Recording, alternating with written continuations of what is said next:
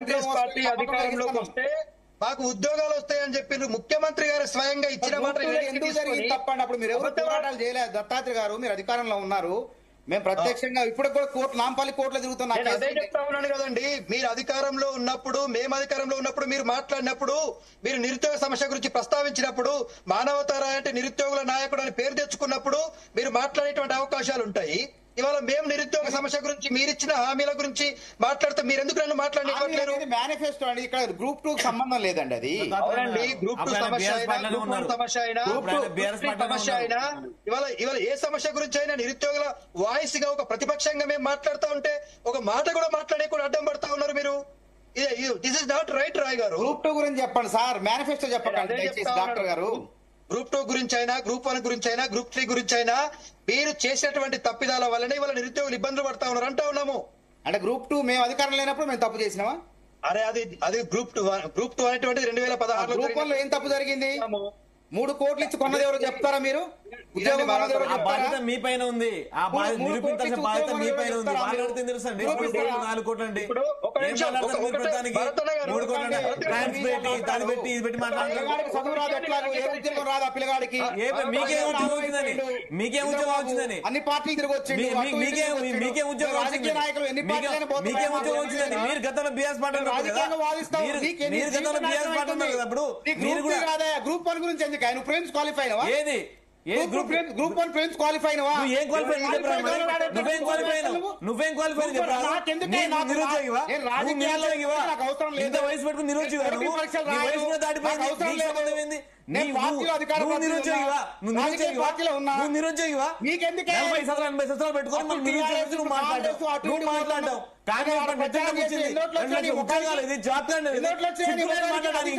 December లో పాల పై పెట్టు. మా ఉద్యోగాలు పార్టీలో ఉన్నావు. నీకు ఉద్యోగం పార్టీ మారి వచ్చినావు. నన్ను అంటున్నావు నువ్వు? పార్టీ మారితే నీకేంది కాదు? తప్ప రాజ్యాంగం తప్పది ఏమన్నా? గారు ఇది నీకేం వస్తుంది వయసు పెట్టుకుని 50 సంవత్సరాలు వయసు పెట్టుకుని 50 సంవత్సరాలు ఏం రాదు వచ్చి మాట్లాడుతున్నావు. 50 సంవత్సరాలు పెట్టుకుని ముడ్డికి పెట్టుకుని అలా నిరుద్యోగం అవసరం లేదు.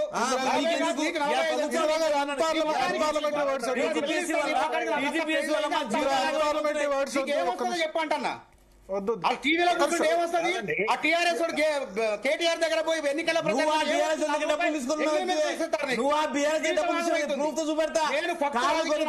ఇల్లు కొనుక్కున్నది రాజకీయాలు చేస్తారు. పార్టీ పక్షాలు తెలుసు నాకు. గత ప్రభుత్వం కార్లు కొనుక్కొని ఇల్లు కొనుక్కొని 40 ఏళ్ళు వచ్చి నువ్వు నిరుద్యోగవా? నువ్వు 50 సంవత్సరాలు నా ఏజ్ పెడతారా? నువ్వు బయటికి రా. ఇది మానవతరాయ్ గారు, ఇది కరెక్ట్ కాదండి. మీరు ఒక నిరుద్యోగిని పట్టుకొని బయట కొడతారు నిరుద్యోగులు.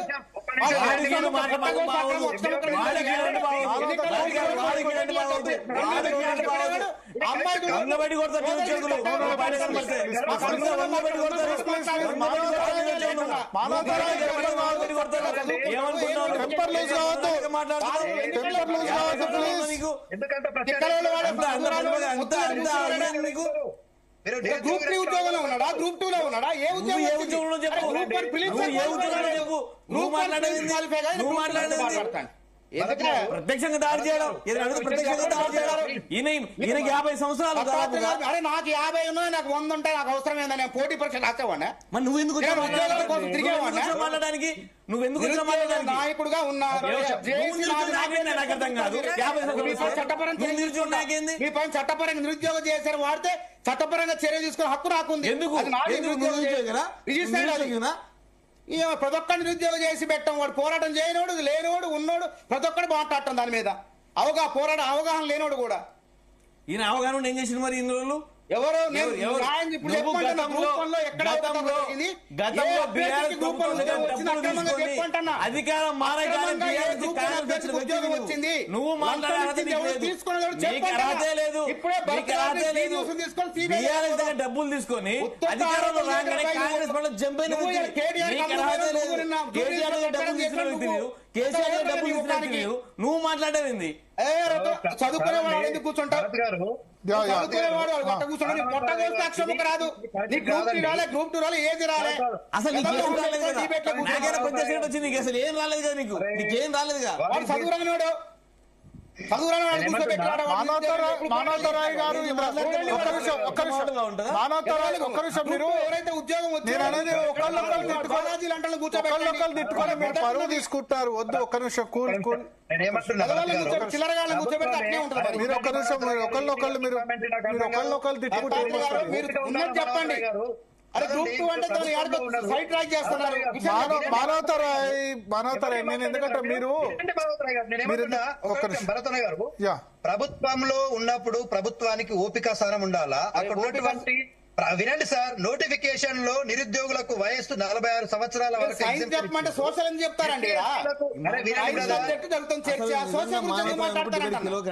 అరే గ్రూప్ 2 గురించి రాయండి. నిన్ను విలువద్దారు ఆయన అంటాడు, ఆయన విలువద్దారు మీరు అంటారు. ఎవరిని నేనేమంటా అంటే ఒక లిస్ట్ తయారు చేయండి. పలానా వాళ్ళని మాకు పార్టీ పరంగా ఉంటాయండి డిబేట్లు. మీరు మానవతరాన్ని విలువద్దని ఆయన అంటారు, ఈయన విలువద్దని ఆయన అంటారు. లిస్ట్ తయారు చేయండి. లిస్ట్ తయారు చేస్తే మేము ఫాలో అవుతాం. మీరు అందరు మీరు చెప్తే మీరెవరు?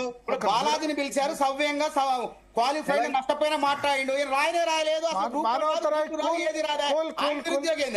మీరు కూల్ కూల్ మీరు టెంపర్ డిబేట్ లో చర్చ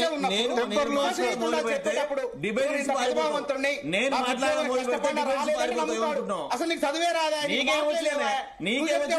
నీకేం వచ్చిందని వయసు తప్ప వయసు తప్ప దొంగ డాక్టరేట్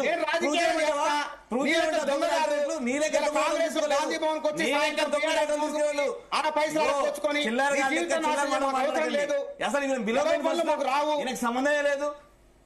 ఒక్క నిమిషం కూల్. మీ ఇద్దరు ఒక్క నిమిషం. ఇంద్రా మానవతరాయ్ ఒకళ్ళ మీద ఒకళ్ళు వ్యక్తిగత విమర్శలు వద్దు దయచేసి. ఏంటంటే మీరు మాట్లాడిన వాటిలన్నీ విడ్రా చేసుకోండి. ఆయనైనా మీరైనా మాట్లాడిన విడ్రా వాడికి నిరుద్యోగ నిజమైన నిరుద్యోగ అనేవాడు చాలా జాగ్రత్తగా నిన్న బాలాజీ గాని ఇంకో అభ్యర్థుడు ఎంత చక్కగా మాట్లాడారు. వాళ్ళు సోదరి కూడా ఎంత మాట్లాడింది. చదువు రానుడే ఏం లేనుడే ఎగిరెగిరి పడతాడు. ఇప్పుడు ఆయన చదువు రానని మీరు అంటే మిమ్మల్ని ఆయన ఏదో అంటాడు. గ్రూప్ 2 రాసి నేను దగ్గరగా వచ్చి పోయినా ప్రభుత్వం చేసిన తప్పు వల్ల పోయినా అంటే అర్థం ఉంది. విశ్వసనీయత ఉంటుందా అంటున్నా. ఈ డిబేట్లు అట్లాంటి వాళ్ళకి వచ్చిపోయిన వాళ్ళు రాసి అన్యాయానికి గురైన వాళ్ళు నిజంగా దగ్గరకు వచ్చిపోయిన వాళ్ళు మాట్లాడితే బాలాజీ లాంటి వాళ్ళు మాట్లాడితే అర్థం ఉంటది. జనాలు చూసే వాళ్ళు కూడా జాలి కలుగుతుంది. దత్తాత్రేయ గారు చెప్పండి. దత్తాత్రేయ గారు చెప్పండి. కాదండి, ఇప్పుడు నిరుద్యోగులకు ప్రభుత్వమే 46 సంవత్సరాల వయసు పరిమితిని ఇచ్చింది. ఒక అభ్యర్థి ఒక దాంట్లో ఉద్యోగం సాధించుకోవచ్చు, ఇంకో దాంట్లో సాధించుకోకపోవచ్చు, ఏ ఉద్యోగం రాకపోవచ్చు. అయినంత మాత్రం ప్రభుత్వాన్ని ప్రశ్నించకూడదండి? ప్రభుత్వ తప్పు నిర్ణయాలపై ప్రశ్నించకూడదా? మానవతరాయ్ గారు మాట ఎట్లా ఉందంటే ప్రభుత్వాన్ని ప్రశ్నించడమే తప్పన్నట్టుగా మాట్లాడుతూ ఉన్నాడు. ప్రభుత్వం తప్పులే చేస్తా ఉంది కదండి. ఫ్రమ్ ద బిగినింగ్ నుంచి మేము చెప్తూనే ఉన్నాము, నిరుద్యోగ సమస్య పైన ప్రభుత్వం ఏ రోజు సీరియస్ గా లేదు. 2 లక్షల ఉద్యోగాల భర్తీ అనేటువంటి ప్రక్రియ పైన సీరియస్నెస్ ఉండుంటే ఇవాళ మొదటి సంవత్సరమే 2 లక్షల ఉద్యోగాలు ఇస్తామన్నటువంటి కాంగ్రెస్ పార్టీ ఇవాళ మా వల్ల కాదు అని చెప్పేసి చేతులు ఎత్తేసింది. ముఖ్యమంత్రి గారు స్వయంగా ప్రకటించిండ్రు నా వల్ల కాదని. పోనీ ఇప్పుడు మానవతరాయ్ గారు ఏమంటున్నారంటే మేము గ్రూప్ 2 ఉద్యోగాల గురించి మాట్లాడుతున్నాం, వాటి గురించి మాట్లాడండి అంటా ఉన్నాడు. ఇవాళ ఈ ప్రభుత్వం అధికారంలోకి వచ్చిన తర్వాత ఇచ్చిన నోటిఫికేషన్లు సొంతంగా కాంగ్రెస్ పార్టీ అధికారంలోకి వచ్చినాక ఇచ్చిన నోటిఫికేషన్లు కేవలం 10,000 ఉద్యోగాలు కూడా లేవండి. మా ప్రభుత్వం ఇచ్చిన ఉద్యోగాలని మేమే ఇచ్చినామని చెప్పుకుంటున్నారు కదా. మరి దాంట్లో కోర్టు కేసులు ఉన్న విషయం గానీ లేకపోతే మీరు చేయలేనటువంటి విషయాల మీద మేము ప్రశ్నించకూడదా? మీ ప్రభుత్వ సిన్సియారిటీ గానీ, కమిట్మెంట్ గానీ, డెడికేషన్ గానీ, మీరు తీసుకున్న నిర్ణయాలను తప్పు అని చెప్తున్నప్పుడు ప్రజలందరుగా నిరుద్యోగులుగా మేము ప్రశ్నిస్తా ఉంటే, ప్రతిపక్షంగా మేము ప్రశ్నిస్తా ఉంటే ప్రశ్నించడమే తప్పన్నట్టుగా ఆయన ఇందిరా పైన మాట్లాడుతూ ఉన్నావు. అక్కడ ఉన్నటువంటి మిగతా వాళ్ళని మాట్లాడివ్వట్లేవు. ప్రతిపక్షంగా మమ్మల్ని మాట్లాడితే జనానికి సానుభూతి కలుగుతుంది. ప్రభుత్వానికైనా ఎవరికైనా రాసి అన్యాయానికి గురైతే, ప్రతిభావంతుల అన్యాయానికి గురైతే ప్రజలకు విశ్వసనీయత ఉంటుంది అన్నారు. చదువు రానోడు అడుగు కూర్చొని మాట్లాడుతుంటే ఎవడికి నమ్మకం కలుగుద్దండి? ఓకే ఇప్పుడు బాలాజీకి ఒక నేపథ్యం ఉంది, ఆ పాపకు ఒక నేపథ్యం ఉంది, అబ్బాయి అభ్యర్థి చూస్తుంటే మాట్లాడిన అభ్యర్థికి ఒక నేపథ్యం ఉంది. సరే, ఓకే ఓకే ఓకే. సో చర్చ క్లోజ్ చేయాల్సిన సమయం వచ్చింది. ఒకటి, థ్యాంక్ యూ మానవతా రాయ్ గారు, అలేఖ్య గారు.